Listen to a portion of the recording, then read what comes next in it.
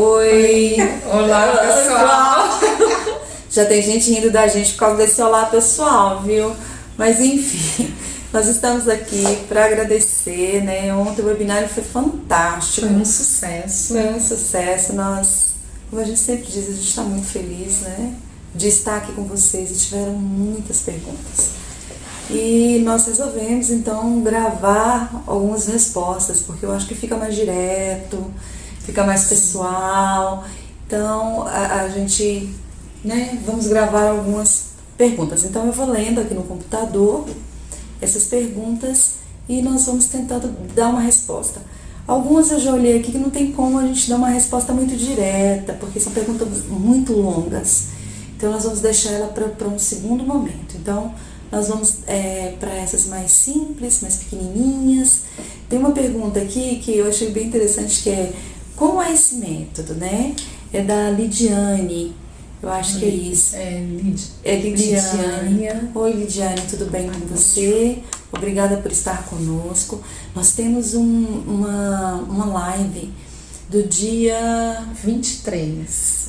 Não, do dia 23 não. 23 não, foi dia 16. Do dia 16. Nessa live a gente fez com muito carinho, nós apresentamos os passos mais importantes do método. Eu acho que seria interessante você dar e vai lá no nosso canal, vai lá no YouTube, no Instagram e dê uma olhada. Pega exatamente essa live do dia 23, eu acho que ela vai te dar um dia retorno, 16. do dia 16, desculpa, um retorno muito direto, tá certo? Então eu acho que lá a gente consegue te responder. E se ficar alguma dúvida, não se acanhe, a gente está aqui para responder, tá certo? Então um abraço, Lidiane.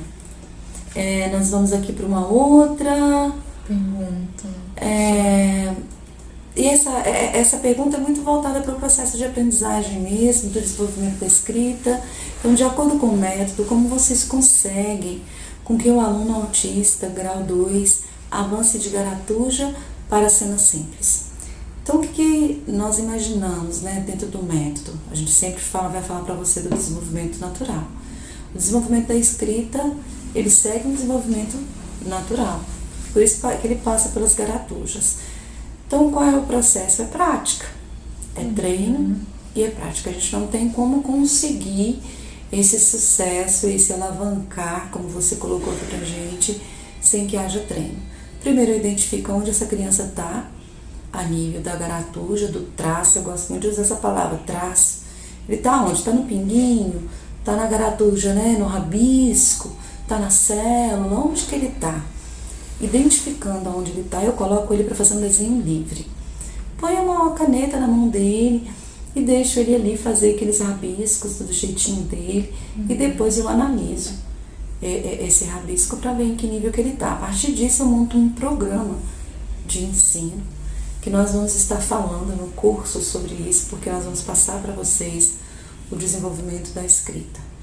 E aí eu vou treinando parte por parte, mas eu posso te adiantar que atividades de pinturas, né, de colorir, ela é extremamente importante. Não só colorir com lápis, colorir com giz de cera, colorir com pincel, colorir com rolinho de tinta. Então você tem que trabalhar o movimento para que o movimento se desenvolva. E aí você vai ver se tem alguma questão psicomotora. Será que ele não faz o movimento porque aqui está travado? Aí eu preciso de um psicomotricista para trabalhar isso com ele, tá certo? Espero ter te respondido. Qualquer coisa pode nos dar um toque aqui que a gente vai falando com você, certo? Deixa eu ver aqui. Quais possíveis estratégias, as possíveis estratégias que posso utilizar para otimizar o desenvolvimento mais oralidade, né? Você fala o nome de uma pessoa aqui, eu fiquei até sem graça de estar colocando o nome da criança que você colocou. Eu precisaria saber da idade, a gente precisaria de mais informações. Como eu disse para você, para nós o que interessa é aonde essa criança está. A partir de onde ela está é que eu vou alavancar esse desenvolvimento.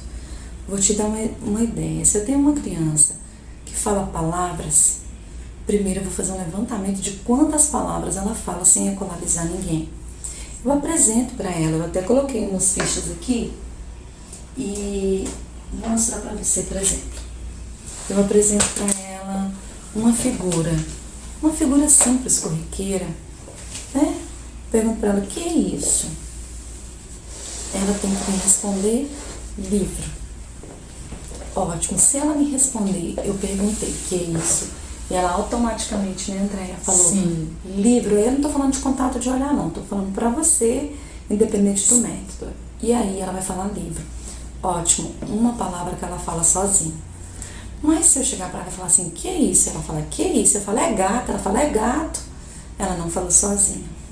Então o repertório dela tá pequeno. Então eu preciso organizar esse repertório. Para organizar esse repertório, nós gostamos muito de trabalhar com as classificações. Ainda a criança não sabe que é uma classificação, mas eu já estou classificando. E aí eu vou trabalhar por categoria, certo? Então, categoria de frutas, de alimentos, vestuário, e aí eu vou para meios de transporte, e vou variando e aumentando essas categorias. Quantos meios de transporte essa criança sabe? Quantos animais essa criança sabe? Quantos objetos ela sabe?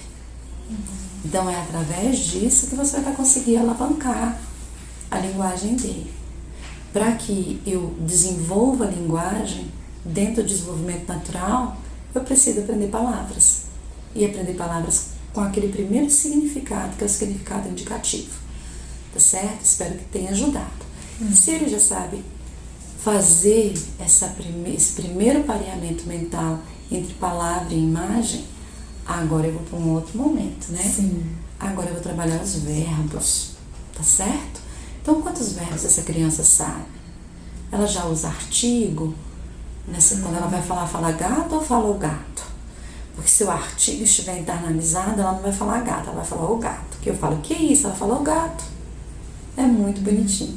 Então, assim, você precisa parar e verificar isso, tá certo? Boa sorte. Se você for começar pelas categorias, ele tem que ter um determinado número de informações armazenadas para que esse cérebro comece a funcionar, né, sozinho, sem você estar lá cutucando ele para falar, tá certo? Então, vou para a próxima aqui. Lourdes e Andréia, obrigada por vocês terem sido divisor de águas nas nossas vidas. Uau! Sou muito grata a vocês. Mande bibliografias, né, para trabalharmos em casa com uma criança de 10 anos e que está no início da alfabetização. Obrigada, tá? Nós também estamos muito felizes de estar com vocês. Esse divisor de água, essa palavra, ela faz parte, está no nosso vocabulário porque veio das mães, né?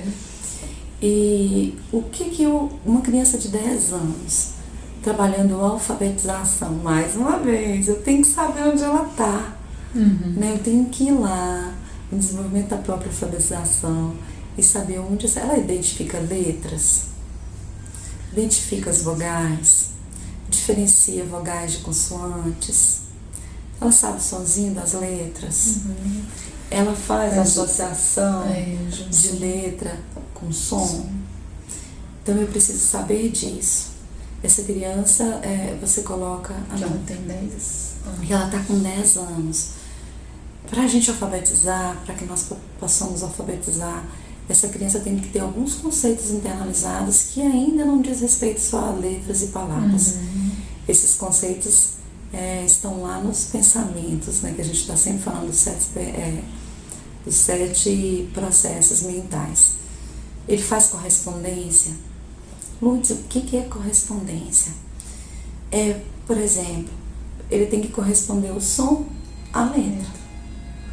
Ele tem que corresponder o som do animal ao animal. O gato faz miau, o cachorro faz au-au.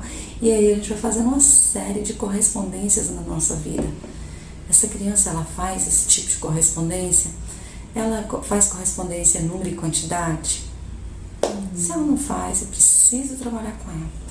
Então, às vezes a gente pensa de uma forma limitada quando nós estamos falando do nosso menino com autismo. E é preciso que a gente abra essa mente, né, e consiga perceber quais os tipos de correspondência que essa criança precisa fazer. para quando eu chegar lá no processo de alfabetização, eu fazer um som de uma letra e ela conseguir fazer a associação. Então ela tem que vencer a correspondência. Ela tem que diferenciar, né? O que é letra, o que é som, o que é palavra, o que é sílaba, para que ela possa fazer esse processo da alfabetização. Então é muito importante vencer os processos mentais da matemática para que ela possa ter sucesso na alfabetização, mas a gente precisa saber o nível. Sem o nível que ela tiver, fica muito complicado. Uma outra coisa, ela tem que saber a correspondência e ela tem que saber a ordenação. Ordenação é importante. Comparação, tem que comparar entre letras. Tem que saber qual que é o primeiro, qual que é o último. Se ela não souber qual que é a primeira letra da palavra, circula a última letra da palavra, circula a primeira sílaba. Então, tudo isso você tem que verificar. Isso a gente chama de pré-requisitos de aprendizagem. E aí eu falo de uma questão muito pessoal. Se isso já está internalizado, o resto, vai embora. Às vezes as pessoas não gostam de discutir muito sobre isso não, porque eu não gosto de debater ideias. Acho que não é nem não debater ideias, eu aceito a opinião do outro. Então, essa é uma opinião minha, é uma opinião que eu ganhei fazendo esse trabalho com os meninos e vendo que eu precisava às vezes dar um passinho para trás para que ele pudesse ter sucesso, principalmente no processo de alfabetização. E lá atrás, lá na frente, a gente vai ter um outro processo, que é o significado da palavra, que é muito difícil. Então, quando a gente já está organizando essa criança para passar por esses processos, ela fica muito mais tranquila, ela já tem tudo mais internalizado e aí ela tem mais facilidade. Uma outra coisa que é muito importante, quando você fala do processo de alfabetização, essa criança precisa fazer junção de duas coisas, visual e auditivo. Como que você vai trabalhar som de letra se ela ainda não faz a junção do visual com o auditivo? Então eu preciso saber se ela faz essa junção.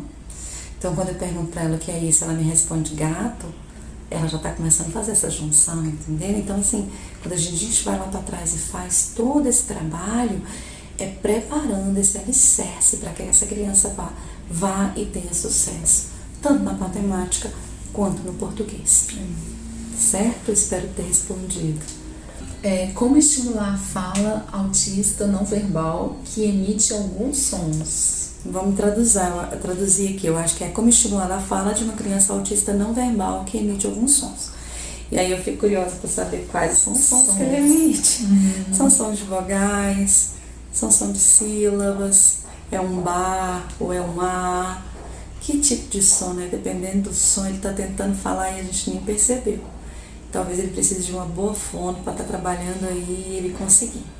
Mas quando a gente fala de palavra, eu não preciso que essa criança ela fale para ela entender a palavra. Qual é a grande questão? Volto de novo nas cartinhas que eu estava lá, que eu estava aqui, respondendo para uma outra mãe. Vou pegar uma palavra simples. O que é isso? Ele não vai me responder, né? Gato. Mas eu começo ensinando para ele que isso aqui é o quê? Gato. Então, quando eu apresento, eu só apresento mostrando para ele o quê? Gato. Eu não dou oportunidade de confusão. Lembra na outra pergunta que eu falei que a gente tem que parear visual com auditivo. Então, eu aponto e falo gato, coloco na mesa. Sorvete, coloco na mesa. E aí vem, né, depois de umas 3, 4 cartinhas na mesa, eu pergunto para ele assim, me dá um sorvete? Se ele já faz isso mentalmente, o que ele vai fazer? Me entregar o sorvete. Aí eu já estou trabalhando no repertório de linguagem independente da fala, mas é a compreensão da comunicação. E eu vou falar para você, busque uma comunicação alternativa. A comunicação é que nos faz ser o que somos. Então não independe dele se ele vai falar, tem a comunicação por gestos, e aí entra Libras, tem a comunicação pelo PEX. É extremamente importante a comunicação, extremamente importante. Espero ter ajudado, né? A próxima, meu filho tem 3 anos e meio, tem atraso na fala. Estou muito angustiada. Tem possibilidade dele falar? É um atraso? Ele tem um distúrbio fonoarticulatório? O que tem, né? Assim, a gente tem muita dificuldade. Vou dar um exemplo. Ontem nós atendemos, algum tempo atrás, a gente atendeu uma criança que foi bem interessante. Aí essa criança, eu falava pra ele assim, que é isso? Ele, tô. Ó, já está falando, eu entendi que era gato, então ele tá falando. Então, que é isso? Isso. Ó, legal, a fono vai funcionar aí como um milagre. Então, aqui eu tô falando de um transtorno fonoarticulatório. Ele não consegue, por algum motivo, falar a palavrinha como um todo. E aí ele precisa dessa fono para fazer o trabalhinho certo, pontinho de língua, onde isso pega, né? Então, é extremamente importante. Eu preciso saber que seu filho tem um atraso de linguagem ou ele não fala nada. Ele aponta, não diz nada, né? Ontem, a gente atendeu um menininho muito bonitinho, né? Que a mãe dele fala pra ele assim, fulano, vai lá e chama sua irmã pra almoçar. Aí ele chega lá, cutuca ela, faz nham, nham. Ele tá falando, gente, ele tá comunicando, é isso. Então, assim, e aí o profissional vai trabalhar com ele para que ele se desenvolva e cresça no processo de comunicação. Então, eu precisaria saber em que nível que seu filho tá, pra gente falar do nosso método e como que a gente poderia ajudar você, tá certo? Então, o método pode ser aplicado a partir de qualquer idade? Meu filho tem 2 anos. O que acontece muito? Eu vivenciei um fato bem interessante. Uma aluna com autismo, dentro do 6º ano, que levava feijão para a escola. E aí eu conversei com os pais dela, depois conversei com os professores dela.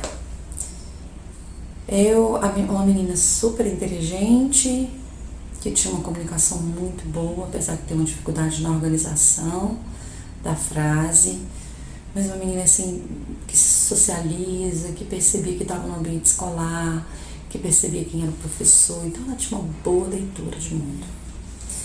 E aí eu fui trabalhar com essa menina e percebi que ela não sabia onde tinha mais, onde tinha menos. 6º ano de idade, 6º ano, a sério, 11 anos de idade. Eu digo que os processos mentais é a base do trabalho com essa menina, com 11 anos de idade. Então, dentro do espectro, o que importa é o nível de desenvolvimento e não a idade cronológica. Então, qual é o nível de desenvolvimento dessa criança? Nós vamos trabalhar os processos mentais, né, que atingem a criança até de 7 a 10 anos. A gente tem uma criança passa na idade da correspondência por Piaget até 3 anos, 4 anos. Nós pegamos crianças com 7, 8, 9 anos que ainda não faz correspondência. E às vezes criança que tem linguagem, viu, gente, que tem comunicação, mas que a outra pessoa que trabalhou com ela, porque os meninos, nós passamos de uma forma natural. Os nossos meninos não passam de forma natural, é o que eu tenho sempre dito. E aí eu preciso levar. Então a gente vai falar muito do processo da aprendizagem. E nós vamos falar também dos precursores da linguagem, que é extremamente importante. Como que eu vou fazer pareamento de visão e audição sem olhar? Então ele faz parte do processo de aprendizagem. Que nível que essa criança que você está falando está? Então, para uma criança que está iniciando, e eu digo sempre, uma criança dentro do espectro, extremamente importante que você leve para ela o que precisa ser feito. Então eu começo um processo onde ela só brinca, e ela não consegue discernir, com 2 aninhos mesmo, na hora que a gente precisa trabalhar e na hora que a gente vai brincar. É lógico que brincar faz parte, deve fazer sempre, mas essa criança precisa entender que ela tem que obedecer alguns comandos, que ela precisa seguir alguns comandos. Se ela está com 2 anos e eu tenho dificuldade para isso, quando ela tiver 5 eu vou ter muito mais dificuldade. Então, quanto antes a gente começa e quanto mais leva o que realmente precisa ser aprendido para aquela criança, muito mais sucesso você vai ter. Não só a nível de desenvolvimento, mas de de comportamento.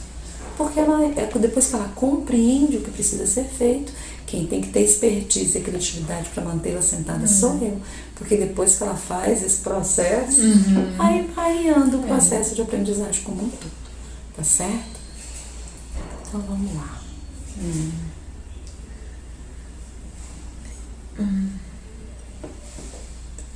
Uma pergunta grande. Eu vou ler para vocês, assim, e vocês vão me ajudar a traduzir essa pergunta. Meu filho vai fazer 6 anos, próximo dia 28, ele usa fralda somente à noite. Gostaria de estar retirando a fralda. Ele não fala, tem autismo leve, mas entende tudo o que a gente fala. Vou parar por aqui. A maioria das pessoas tem uma confusão muito grande de acreditar que a fala receptiva funciona junto com a fala emissiva. São 2 campos bem diferentes. O fato da criança compreender não quer dizer que ela vai falar. Isso é muito sério. E tem uma outra coisa que a gente observa muito nas crianças com autismo. Elas funcionam muito dentro de marcadores. Então, às vezes, o pai chega assim, Lourdes, eu não entendo, ele não fala nada, mas ele vai no computador, vai até o site tal, ele pode estar seguindo vários marcadores, e ele pode estar seguindo marcadores, inclusive, na sua linguagem, aonde ele vai compreender o que você está perguntando para ele. Mas o fato dele te compreender não quer dizer que ele consiga organizar uma frase para te falar. Essa é um dos maiores dramas, digamos assim, que a família vivencia com a criança dentro do espectro. Então, você não pode falar que ele tem um bom repertório de linguagem só pelo fato da questão receptiva estar funcionando. A gente precisa ver a questão emissiva dele, tá certo? Mostra que quer, levando a gente no local, não é uma criança que fica quieta, consegue prestar atenção em desenho como Peppa Pig, Galinha Pintadinha, Mecanimais. Gostaria de estabelecer uma comunicação melhor com ele. Preciso de sugestões, gostaria de dar beijos e abraços. Eu acho que ele gosta. Ele gosta de dar beijos e abraços na gente, gosta quando está perto da gente, se sente calmo, se alimenta muito bem. Se puder, ficaremos muito gratos. De novo eu volto aqui. Se ele tem, você fala que ele não entendia, é como se ele não tivesse uma linguagem. O que a gente vivencia? Eu tenho um menino que começou a falar com 7 anos de idade. Ele compreendia tudo que era dito para ele. E foi até num curso nosso que a gente começou a fazer o trabalho com ele, a mãe trouxe, a gente começou a fazer o trabalho com ele. Ele começou a falar na mesinha, mas não falava em casa. Por quê? Porque os pais estavam disponíveis, o filtro era baixo, tudo estava à disposição. E quando o pai forçava um pouquinho, ele chorava. E o pai, assim, o pai e a mãe muito angustiado, filho único, primeiro filho. Lourdes, mas ele não fala em casa, ele não vai falar se estiver tudo disponível. Ele precisa sair da zona de conforto. E para sair da zona de conforto, a gente se desorganiza. Você se desorganiza, eu me desorganizo. Né? A gente sofre quando está estudando um conteúdo novo, uma matéria nova, alguma coisa nova para aprender. E essa criança, ela também passa por esse processo de sofrimento. A grande questão é que os nossos meninos, eles são extremamente perseverantes e persistentes. E a gente vai e cede. Pare de ceder. Não precisa ser tudo ao mesmo tempo, mas pelo menos para algumas coisas. Palavra água, palavra biscoito, não sei. Ele pode falar coito, você já aceita. Mas não entrega o biscoito na mão dele. Não entrega a água na mão dele. Se ele vai lá e te usa, traz você e você pega para ele, o que você quer? Pergunta, aponta, repete, espera ele olhar na sua boca. E depois você vai trabalhar com palavrinhas. Dá um tempo para ele te repetir. Dá um tempo para ele pelo menos mexer a boquinha. E aí trabalhar os nossos precursores de linguagem, nossos não, né? Da ciência que a gente traz para o nosso método, seria muito importante para que ele desenvolvesse a linguagem, viu? Tá certo? Peraí que meu computador saiu do ar aqui. Eu acho que é isso. Eu só queria falar mais uma coisa. O ambiente é que oferta amadurecimento e desenvolvimento. Só para refletir sobre isso. Vamos indo?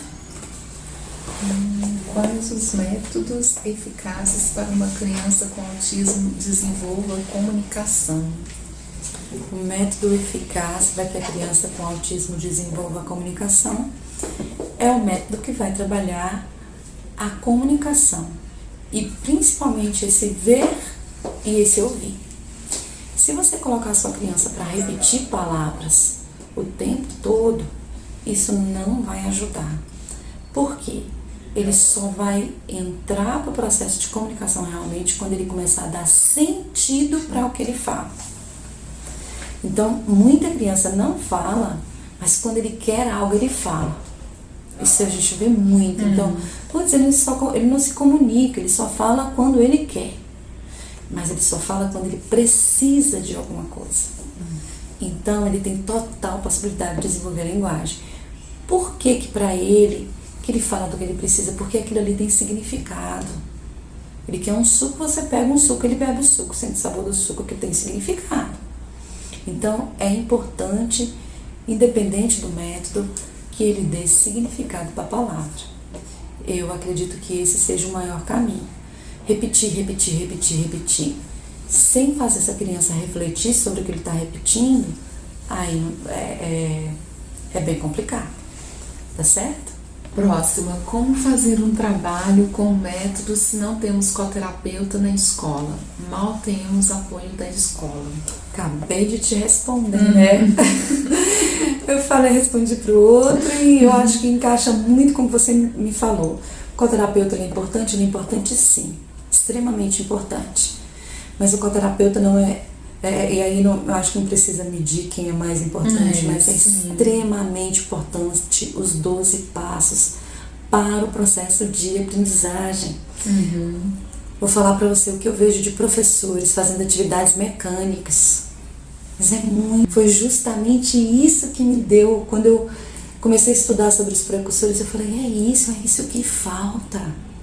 Eu dou aqui pro meu menino, vamos supor, eu dou uma ficha aqui para ele preencher as letras. Aí tá o sombreado das letras. Ele vem e faz 2 segundos. Que letra é essa? Que letra é essa? Que letra é essa? Por que você colocou junto? Aí sim. E eu digo mais pro professor. Quando você trabalha os precursores de linguagem, você não trabalha só o precursor da criança, não. O contato de olhar não é só dela, não. É o seu. Porque a maioria trabalha com a criança dentro do espectro como se ela não estivesse ali. E ela tá lá. Falam coisas que não deveriam falar. Agem de forma como se aquela criança, por não falar, também não ouve, né? Não vê. Então, eu acredito que o método vai te dar segurança para você atuar e seu menino vai aprender de forma que ele apreenda aquele conteúdo e reflita sobre ele. O que você ensinar, ele realmente vai aprender. Porque os nossos meninos também têm isso. Quando aprendem. Eles não brincam de aprender, não. É isso mesmo. O método de vocês é só para crianças? Até que idade? Serve para adolescentes? Eu acredito que essa pergunta está respondida lá atrás. Depende do nível de desenvolvimento. Vou dar um exemplo de escala de desenvolvimento. Infelizmente, hoje, a gente utiliza uma escala que vai até 6 anos, que é a escala mais utilizada com os nossos meninos, na verdade com meninos de 15 anos. Não é a idade cronológica que está em jogo aqui, o que está em jogo aqui é a idade de desenvolvimento, que tem uma diferença muito grande.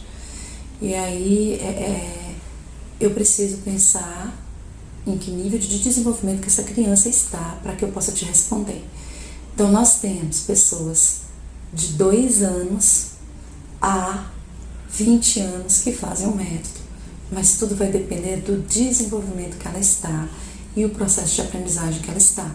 Se ela estiver aí no nível do 6º ano, realmente acompanhando, eu digo para você que o nosso método não é para ela. Mas se, é igual eu disse um pouquinho atrás, se essa pessoa estiver no 6º ano, mas não fizer uma conta de adição, não ler uma palavra, pode ter certeza que a gente vai contribuir muito com o desenvolvimento. Sim. Né? Meu filho tem 2 anos e 7 meses, canta muito e não faz atividade com encaixe. A parte sensorial dele é bem escassa, ele não gosta de espuma. Esse curso vai me ajudar Miguel nesse ponto? Sem dúvida, sem dúvidas. Como que eu vou explicar para você? Talvez ele cantar o tempo todo esteja estereotipado. Está só ocupando o tempo dele. Não está cantando, dando significado para o que está fazendo. Ele só repete aquela cantoria. A gente já viveu muito isso a nível de clínica.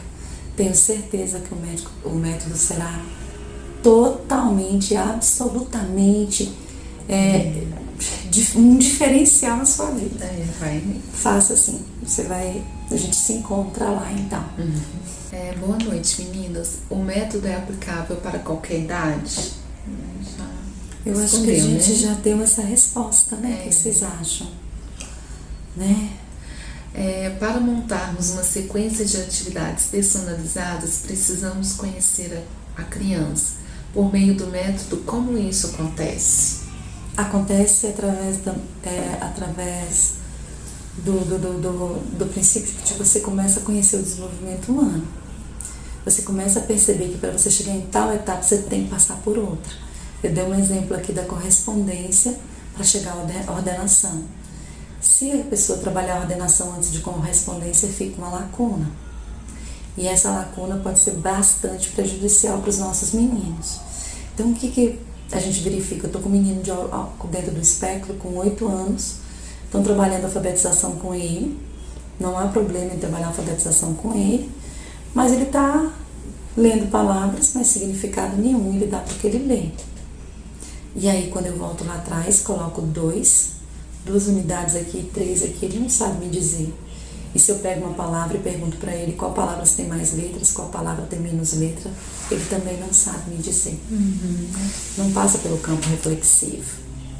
Então, você vai aprender a comparar, a olhar o desenvolvimento, porque você vai saber por onde nós precisamos passar.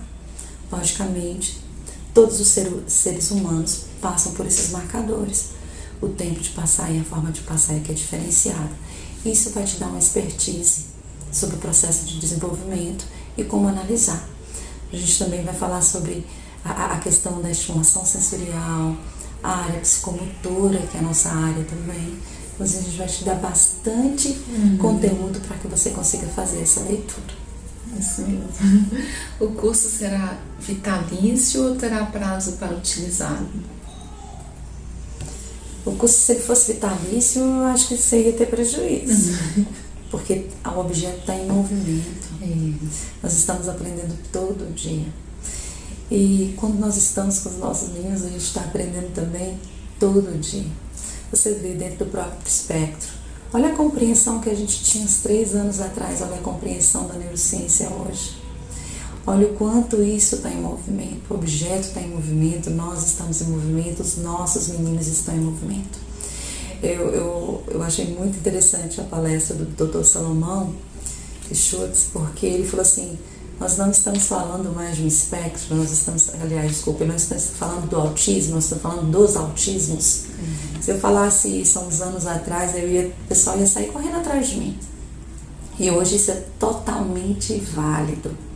Ele não é o primeiro a dizer isso, o Moultrie também sempre coloca.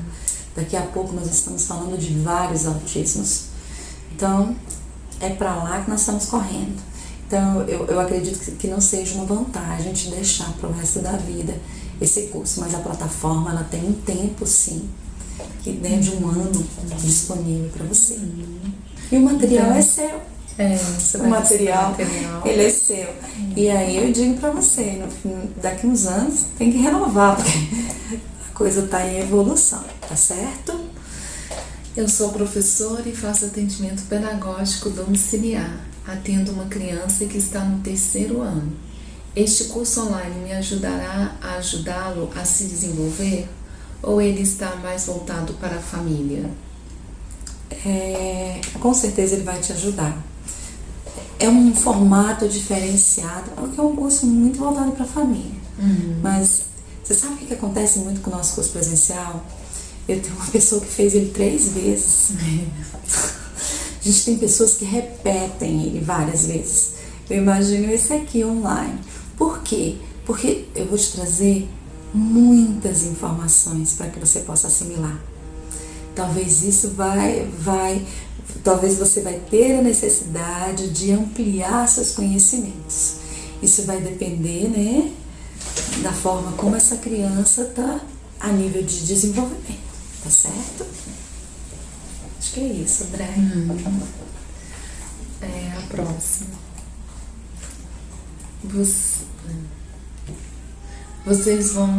Vocês vão de fato falar como trabalhar com as crianças? Sim, com certeza. Sem nenhuma dúvida. Você está entregando ouro? Não tô, não. De jeito nenhum. Quantos mais os pais sabem, melhor para mim que estou aqui.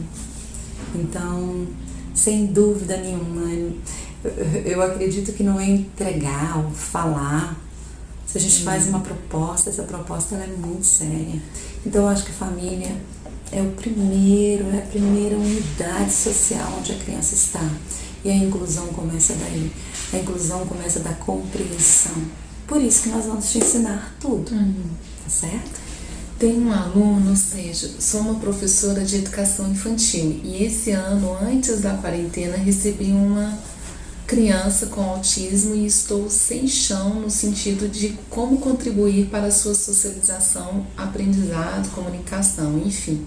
Ele é totalmente dependente da mãe, não verbaliza, ou seja, é o clássico. Esse curso pode ser para profissional também. Eu disse lá na outra pergunta, a gente tem profissional aqui que vem para a clínica, que faz curso com a gente, que nos acompanha, é curso para mãe, é curso para estar sempre com a gente. Eu acredito que você só tem a ganhar como profissional. Eu acredito que depois disso vocês vão querer se aprofundar. E eu vou ficar muito feliz em dar esse aprofundamento para vocês depois.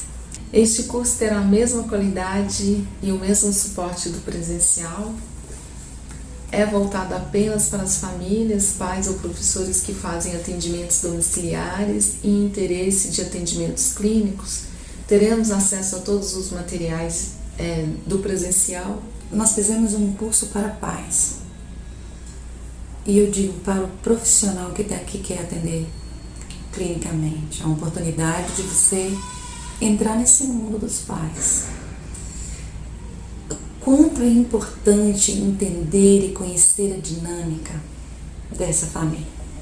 Vou te dar um exemplo. Tem muitos anos que eu estou na profissão, tenho um respeito muito grande dos profissionais. E quando eu encontro alguém que diz para mim assim, olha, Lourdes, não vou atender aquela mãe porque eu disse para ela fazer tal coisa e ela não fez. E eu digo, grande engano. Grande engano. Eu acho que é uma oportunidade também de conhecer esse ambiente. Então nós vamos dar o nosso melhor nesse curso para os pais, mas é uma oportunidade de também estar com eles como um profissional de atendimento clínico. Boa noite. As dificuldades em aprender autista, atenção e aprendizagem em aprender, né? Autista. Sim, eu acredito que você quis dizer que a pessoa com autismo ela tem muita dificuldade, déficit de atenção, sim, e isso corrobora para as dificuldades de aprendizagem. Sim, por isso que é tão importante trabalhar o sentido de presença, de ver e ouvir. Nós temos crianças que dentro do espectro têm a comorbidade do déficit de atenção. Isso faz parte, infelizmente, mas nós conseguimos trabalhar com todas. Porque não é o seu tempo, é o tempo dela. E à medida que você chega no tempo dela, você traz ela para o seu tempo. É um caminho contrário. O que a gente faz? A gente quer que os meninos acompanhem. Para eles, não funciona assim. Nós vamos falar isso muito dentro do método. Você tem que ir para o tempo dela, atenção à habilidade neurológica, para que você vá trabalhando essa habilidade e ele vá desenvolvendo foco e atenção até onde você quer. Eu tenho crianças que têm o déficit de atenção, mas aprendem, porque eles aprenderam a ver e a ouvir.